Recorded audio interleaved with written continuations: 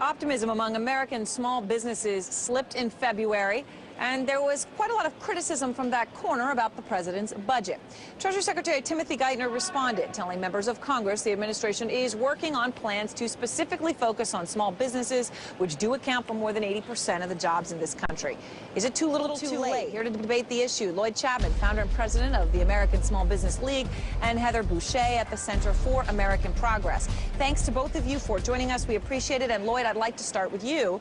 There has been a lot of criticism of the president's budget, and primarily it's this. They say a lot of small businesses take their money from the small business and put in their personal income tax, and that is why they'd be subject to the increase in marginal tax rates on people making over $250,000. And people say that would mean fewer jobs. Now they're saying they're going to have up to, what, $28 billion in lending guarantees just for small businesses. Is it going to help? I don't think so. I think it's too little too late. I think that people need to understand that 98% of all U.S. firms have less than 100 employees. They create 98% of all new jobs, and so far small businesses haven't gotten one dime from the stimulus bill.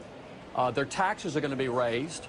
There's been no policies to stop the abuses in existing economic stimulus programs for small businesses, and it's been reported that President Obama is going to support policies to divert more federal small business contracts to venture capitalists. So I'm just not encouraged by it. Heather, what about you? One analysis I had seen, by the way, to be fair, showed that fewer than 600,000 small businesses actually do put their business income through their personal income tax. So in terms of a percentage basis, this tax argument doesn't hold water. Well, the tax argument doesn't hold water also because that would mean that that small business was bringing in net, that is profits of over $250,000 before they'd see any tax increase. So that small business owner would be doing quite well. And quite frankly, it's the opposite problem now for millions of small business owners all around the country, that they're not seeing demand, they're not seeing enough customers, and they're not doing very well. So I don't think that we're going to see very many small businesses who are bringing in $250,000 of individual profit, where that small increase in the marginal taxes is going to be a problem right now. But there's another thing. I mean, small businesses are incredibly important, and I do think it's important that we make sure that stimulus dollars go to those small contractors. A lot of the construction funds out there for those projects will go to those small business owners who own construction companies. And the economic recovery money that we're spending is going to put money in the hands of people by giving folks new jobs, and that's going to be fantastic for small businesses because they're going to see customers. Well, it's not clear to me, other than these construction jobs, where this is going to happen. And you know, while I'm on the subject, this whole construction project thing strikes me as bizarre.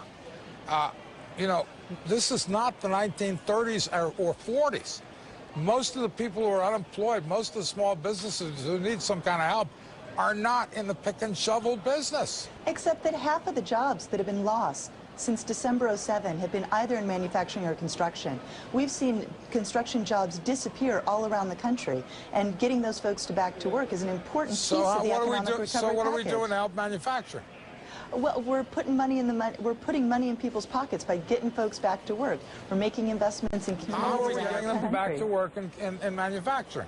Well, it's the same. We're going to be spending money on investing in the infrastructure projects, investing in alternative energies, investing in health IT. Many of these things are going to lead to more people having jobs, more people demanding cars, more people demanding manufacturing goods, and so the cycle will become a virtuous cycle rather than the one we have now, where we have millions of people losing their jobs and not out there demanding goods and services. Lloyd, you said, and you're speaking for American small businesses, that you don't think that this effort to increase lending, this additional effort from Treasury, will be enough.